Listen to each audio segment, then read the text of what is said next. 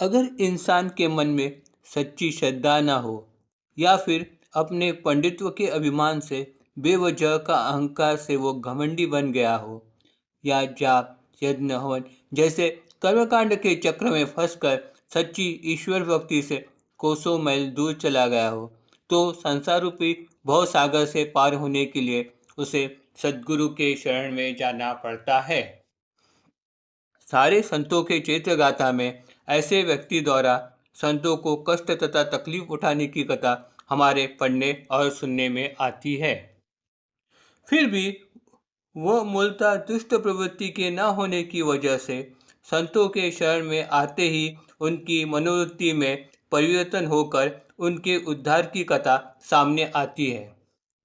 ऐसे ही एक इंसान की कथा का परिचय दासगुणों के चरित्र से हमें पता चलती है।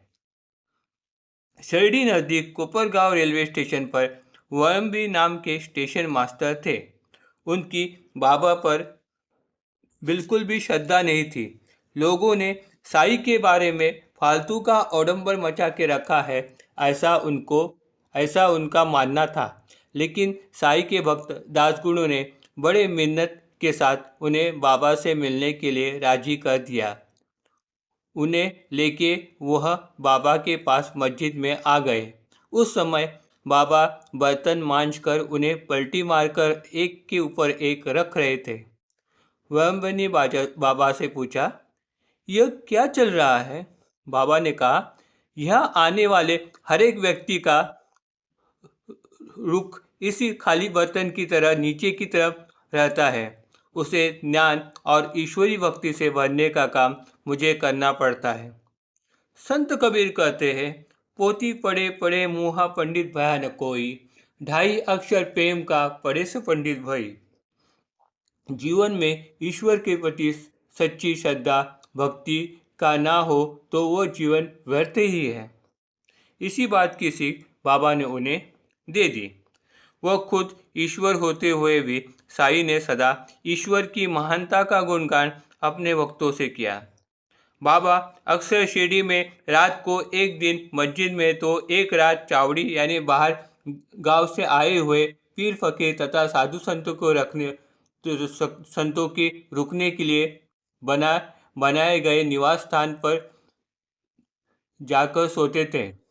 वह चावड़ी 2 माले की थी। ऊपर के माले में हनुमान की एक छोटी सी मूर्ति थी। बाबा नीचे के कप्पे में सोते थे। एक बार तेज बारिश के चलते दासगुणों ने बाबा से कहा, आप ऊपरी माले पे क्यों नहीं सोते? तो बाबा बोले, मैं यही ठीक हूँ।